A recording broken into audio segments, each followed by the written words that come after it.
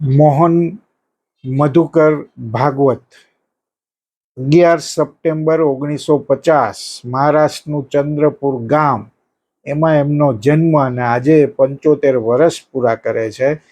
75 વર્ષ પૂરા થવાના પ્રસંગે વડાપ્રધાન નરેન્દ્ર મોદીએ એમના વિશે એક લાંબો લેખ કર્યો છે, જેમાં એમની ભૂરી પ્રશંસા કરવામાં આવી છે.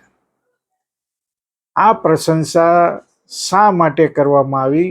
આ પ્રસંગ છે, 75 વર્ષ પૂરા થાય છે એટલે, કે પછી કોઈ બીજું કારણ હોઈ શકે છે? કારણ કે સામાન્ય રીતે આવું બનતું નથી.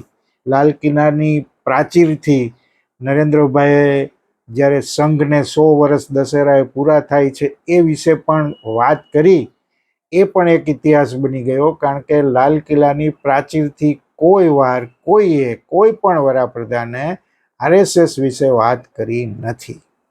તો આ 75 વર્ષ થયા ભાગવતજીને, ત્યારે નરેન્દ્રભાઈનો લેખ ઘણા બધા અખબારોમાં છપાય છે. એની પાછળના કારણો શું હોઈ શકે? અને ભાગવતજીનું જે પ્રદાન છે 3 દાયકાથી વધારે સંઘમાં, 3 દાયકાની 3.5 દાયકાથી વધારે, અને 2009થી તો એ સરસંઘ ચાલક છે. એમનું જબરજસ્ત પ્રદાન રહ્યું છે. આરએસએસની જે જૂની ઇમેજ હતી એને બદલવામાં એ બહુ સફળ રહ્યા છે, અને સંઘની વ્યાપકતા પણ વધી છે, અને એનો સીધો ફાયદો ભાજપને પણ થયો છે. આજે આ વિશે વાત કરવી છે. વાત કરતા પહેલા, આ કાર્યક્રમ તમને ગમતો હોય તો જરૂર લાઈક કરો, સબસ્ક્રાઇબ કરવાનું ભૂલતા નહીં, શેર પણ કરજો અને બેલ આઇકન જરૂર દબાવજો. મોહન મધુકર ભાગવત, આ બહુ મોટું નામ છે ભારતના જાહેર જીવનનું અને રાજકીય જીવનનું પણ. મહારાષ્ટ્રના ચંદ્રપુરમાં જન્મેલા મોહન ભાગવતજી, ઘણાને નહીં ખબર હોય પણ વેટરનરી સાયન્સના સ્નાતક રહ્યા છે, અને પશુ ચિકિત્સક મહાવિદ્યાલયના એ આચાર્ય પણ રહ્યા છે. અને એમના પિતાશ્રી પણ સંઘના કાર્યકર્તા હતા, અને ચંદ્રપુર આકોલા વિસ્તારમાં એ પ્રચાર કરતા મધુકર ભગતજી. એ એમના સુપુત્ર મોહન ભાગવત પણ 1975માં આરએસએસ સાથે પૂર્ણકાલીન પ્રચારક તરીકે જોડાય છે, અને એ નોકરી છોડી દે છે. ત્યારથી એમની સંઘ સાથેની કારકિર્દી શરૂ થાય છે. જુદા જુદા પદો પર એમણે કામ કર્યું છે, અને છેલ્લે 2009થી કેસી સુદર્શનના અનુગામી બને છે, એટલે કે સરસંઘ ચાલક બને છે. આ ભાગવતજી વિશે નરેન્દ્રભાઈ લેખ લખે એ ઘટના તો ગણાવી જોઈએ. કારણ કે આ નરેન્દ્ર મોદી સંઘના કાર્યકર્તા તરીકે રહ્યા છે, પણ અત્યારે વડાપ્રધાન છે, એટલે એનું મહત્વ વધી જાય છે.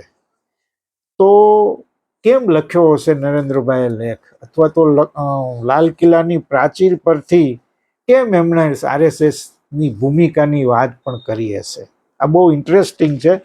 ઘણા લોકોએ ઘણું એ વિશે કહ્યું પણ છે, પણ મહત્વની વાત એ છે કે 2002માં કોમી તોફાનો અને પછી નરેન્દ્રભાઈની ટીકાઓ, વાજપેયી દ્વારા રાજધર્મ નિભાવવાની વાત, ગોવામાં રાષ્ટ્રીય કારોબારી ભાજપની, એમાં રાજીનામું આપવાનું દબાણ, અને ત્યારે એલ.કે. અડવાણીએ એમને સમર્થન, અને નરેન્દ્ર મોદી બરકરાર રહે છે. પણ એ પછી 2005માં નરેન્દ્ર મોદીની કાર્યશૈલી, ગુજરાતમાં મુખ્યમંત્રી રહ્યા ત્યારની આ વાત છે, એમની કાર્યશૈલી વિશે સંઘમાં બહુ ચર્ચાઓ હતી, અને સંઘના ઘણા આગેવાનોએ એની ટીકા પણ કરી હતી. અને કે સુદર્શન જ્યારે સરસંઘચાલક હતા, એ નરેન્દ્રભાઈને હટાવવા માંગતા હતા, એવા અહેવાલો પણ પ્રસિદ્ધ થયા. પણ ત્યારે મોહન ભાગવત બહુ મજબૂતીથી, એ પણ સંઘના એક હોદ્દેદાર પણ હતા, તો એમણે બહુ મજબૂતીથી નરેન્દ્ર મોદીને ટેકો આપેલો. એમને હતું કે આ પ્રભાવશાળી નેતા છે ને, બહુ દૂર સુધી જઈ શકે છે, અને નરેન્દ્ર મોદી બરકરાર રહે છે. એટલું જ નહીં, 2014માં જ્યારે વડાપ્રધાનના ઉમેદવાર પદની વાત આવે છે, ભાજપના વડાપ્રધાનના ઉમેદવાર અડવાણીજી એની માટે એકદમ ઉત્સુક હતા, પણ નરેન્દ્ર મોદીનો ઘોડો આગળ નીકળી જાય છે અને ત્યારે પણ સરસંઘ ચાલક મોહન મધુકર ભાગવત બહુ મજબૂતીથી નરેન્દ્ર મોદીની તરફેણ કરે છે અને પછીનો ઇતિહાસ આપણે જાણીએ છીએ. તો શું લાલ કિલ્લાની પ્રાચીર પરથી નરેન્દ્રભાઈનું આરએસએસ ની વાત કરવી અને હવે ભાગવતજી વિશેનો લેખ, એ શું ભાગવતજી અથવા તો સંઘ અને આરએસએસ વચ્ચે જે કાંઈ થોડી ઘણી મતભેદોની વાત ચાલી રહી છે એને નલિફાઈ કરવાનું આ લેખ હોઈ શકે કે કેમ, આપણે એ જાણતા નથી. પણ સરસંઘ ચાલક તરીકે ભાગવતજીની ભૂમિકા બહુ મહત્વની રહી છે. એમના કેટલાક પ્રદાનો વિશે વાત કરવી છે. સમાવેશી બનાવવા માટે એમણે બહુ અદ્ભુત પ્રયત્નો કર્યા છે. સંઘમાં દરેકનો સમાવેશ થાય, મહિલાઓને આરએસએસ સાથે વધુને વધુ જોડવા, ખાસ કરીને આદિવાસીઓને જોડવા, મુસ્લિમ સંપર્ક વધારવો અને સૌથી મહત્વની વાત હિન્દુ રાષ્ટ્રની વ્યાખ્યા બદલવી. એમણે અનેક વાર કહ્યું છે કે હિન્દુત્વ એ ધર્મ નથી, સાંસ્કૃતિક ઓળખ છે. આ ઉપરાંત અનામત પ્રથાની સમીક્ષા ઉપર પણ એણે ઘણીવાર ભાર મૂક્યો છે અને એમના કાર્યકાળમાં 2009 થી આજે 2025 આરએસએસનો પ્રભાવ અને વિસ્તાર બહુ વ્યાપક બન્યા છે. આ બહુ મહત્વની વાત છે. ઘણાને એમ છે કે આરએસએસની શાખાઓ ઘટી છે, એમાં સંખ્યા ઘટી છે, પણ આરએસએસ એ સત્તાવાર જે આંકડા આપ્યા છે એ 10 વર્ષમાં એનો ખાસો વધારે થયો છે. 2010-11માં 40,000 શાખા હતી અને 2024ના અંતે 68,651 શાખા. એટલું જ નહીં, કોરોના કાળમાં જ્યારે લોકડાઉનની સમસ્યાઓ આવી હતી ત્યારે ઓનલાઈન જોઈન આરએસએસ એવું પોર્ટલ શરૂ કરાયું હતું અને ઘર ઘર શાખાનો કન્સેપ્ટ પણ શરૂ કરવામાં આવ્યો હતો. એના કારણે નવી પેઢી પણ આરએસએસ સાથે જોડાઈ. ભાજપનો સત્તાનો વ્યાપ વધ્યો છે, એમાં આરએસએસની ભૂમિકા બહુ સ્પષ્ટ છે, આપણે બધા જાણીએ છીએ. શિક્ષણ હોય, આરોગ્ય હોય, સહકાર હોય કે કુદરતી આપત્તિ હોય, સંઘ દરેક વખતે એમાં એની ભૂમિકા ભજવતું રહ્યું છે. અને નરેન્દ્ર મોદી એના લેખમાં પણ ઉલ્લેખ કર્યો છે આધુનિકરણ. સંઘે ટેકનોલોજીનો બહુ સરસ રીતે સ્વીકાર કર્યો છે. આધુનિક કાર્યાલય પણ થયું છે. નાગપુરમાં જે મુખ્ય કાર્યાલય છે ભવન હેડગાવર, વિશાળ હોલ છે, બેઠક ખંડો છે, પુસ્તકાલય છે, આવાસની વ્યવસ્થા પણ છે. પણ એના કરતા દિલ્હીમાં જે કેશવ કુંજ બન્યું છે ભવન આરએસએસનું, એ તો આલા ગ્રાન્ડ છે સાહેબ. 3.75 એકરમાં એ ફેલાયેલું છે. 8 વર્ષ થયા એને તૈયાર થતા. 3 વિંગ છે અને ત્રણેયમાં 12 માળ છે. આ 3 ટાવરના નામ સાધના, પ્રેરણા અને અર્ચન રાખવામાં આવ્યા છે. 300 રૂમ છે આ કેશવ કુંજમાં. બહુ ભવ્ય ઓડિટોરિયમ છે, પુસ્તકાલય છે, મેડિકલની બધી સુવિધાઓ છે અને એમ કહેવામાં આવે છે કે 150 કરોડના ખર્ચે આવું ભવ્ય, આધુનિક, આલા ગ્રાન્ડ કાર્યાલય બન્યું છે કેશવ કુંજ. આ 150 કરોડ ક્યાંથી આવ્યા ત્યારે પણ ઘણી બધી એની ચર્ચાઓ થઈ. તો સંઘનો જવાબ હતો કે 75,000 સ્વયંસેવકો અને સમર્થકોના દાનથી આ ભવન બન્યું છે. ગળે ઉતરે એવી વાત નથી, પણ સંઘનો આ સ્પષ્ટ ખુલાસો છે. આધુનિક સ્થાપત્ય અને વાસ્તુકળાનો આ સુંદર સમન્વય છે અને જાણે 5 સ્ટાર હોટલ હોય એવું આ ભવ્ય કેશવ કુંજ છે. સરસંઘચાલક ભાગવતજીની કારકિર્દીની આપણે વાત કરીએ તો ચંદ્રપુર આકોલામાં પ્રચારક તરીકે એમની શરૂઆત થઈ ત્યારે તો સાયકલ ઉપર ફરતા, બહુ સાદગી, આજે પણ એમની સાદગી છે. પછી એમણે આદિવાસી સંપર્ક પણ વધાર્યો અને જ્યારે સરસંઘ ચાલક થયા ત્યારે આ ચંદ્રપુર આકોલાના વિસ્તારોના લોકોને એમ થયું કે ઓહો, આપણી વચ્ચે જે સાયકલ ઉપર ફરતા એ આવડો મોટો માણસ છે. એટલે એ સરસંઘ ચાલક બન્યા પછી એ એમની સાદગી બરકરાર છે. અનેક વાર એવું બન્યું છે કે પ્રોટોકોલ બધા તોડી અને સ્વયંસેવકો સાથે જમવા પણ બેસી જાય છે. અને અનેક વાર એમણે કહ્યું છે કે રાજકારણ સાથે અમારો સીધો સંબંધ નથી, અને ભાજપના એક વરિષ્ઠ આગેવાન એમની પાસે રાજકીય સલાહ માગે છે ત્યારે ભાગવતજી એમ કહે છે કે અમારું કામ સમાજ નિર્માણનું છે, રાજકારણનું નથી. પણ સાચી વાત એ છે કે આરએસએસે તૈયાર કરી, સ્વયંસેવકોને તૈયાર કરી, ભાજપને તૈયાર માલ આપ્યો, તૈયાર નેતાઓ આપ્યા છે. અને એની બહુ લાંબી યાદી થઈ શકે એવું છે. અટલ બિહારી વાજપેયી, લાલકૃષ્ણ અડવાણી, નરેન્દ્ર દામોદર દાસ મોદી, અમિતભાઈ શાહ, મનોહર પર્રિકર, નીતિન ગડકરી, આવા અનેક નામોની યાદી આટલા વર્ષોમાં સતત આ પ્રવાહ ચાલતો રહ્યો છે. એટલે આરએસએસ ભાજપની માતૃ સંસ્થા પણ ગણવામાં આવે છે. પણ તમે જુઓ કે કેટલાક વિવાદોમાં આરએસએસ સતત રહ્યું છે. ગોડસેના કારણે આરએસએસ નામ જોડવામાં આવ્યું હતું, પ્રતિબંધ મુકાયો હતો, એમાંથી એ બરી થયા આરોપમાંથી. રાષ્ટ્રધ્વજ ઘણા વર્ષો સુધી આરએસએસે પોતાની શાખાઓમાં, કાર્યાલયોમાં ન ફરકાવ્યો. 52 વર્ષ સુધી આ સ્થિતિ રહી. એના જવાબો સંઘે ઘણીવાર આપ્યા છે. પણ 26 જાન્યુઆરી 2002 નાગપુરના મુખ્ય મથકે રાષ્ટ્રધ્વજ તિરંગો લહેરાયો, અને આજે મોટાભાગના સંઘના કાર્યાલયોમાં રાષ્ટ્રધ્વજ ફરકતો જોવા મળે છે. પણ જ્યારે પણ એવું લાગે કે ભાજપ ક્યાંક ચૂક કરે છે તો તુરંત સંઘના આગેવાનો એમને ટપારે છે, એમને સલાહ સૂચન આપે છે, એમને માર્ગદર્શન આપે છે, સીધી રીતે કે આડકતરી રીતે. માની લો કે 2024ના પરિણામો પછી ભાજપ 303 થી 240 પહોંચ્યો, અને એ ચૂંટણીના પ્રચારમાં મોદીની ગેરંટી એ બહુ ચાલેલું સૂત્ર. અને ત્યારે ભાગવતજીએ કહેલું કે સ્વયંસેવક છે એ અહંકારથી દૂર રહે છે. આ કોના વિશે ટિપ્પણી હતી આપણે જાણીએ છીએ. અને વિપક્ષ મુક્ત ભારત, એવું બધું જે કોંગ્રેસ મુક્ત ભારત પછી વિપક્ષ મુક્ત ભારતનો ભાજપનો જે પ્રચાર અભિયાન શરૂ થયું ત્યારે પણ ભાગવતજીએ ટિપ્પણી કરેલી કે દરેક સાથે સદભાવ અને સંવાદ જરૂરી છે. આ પણ બહુ મહત્વની વાત છે. અનામતની વાત એણે 2015ની બિહારની ચૂંટણી વખતે બહુ સ્પષ્ટ કરેલું કે અનામત નીતિની સમીક્ષા થવી જોઈએ. સ્વયંસેવકો શિસ્તબદ્ધ નથી એવી પણ એમણે ટીકા કરી હતી. અને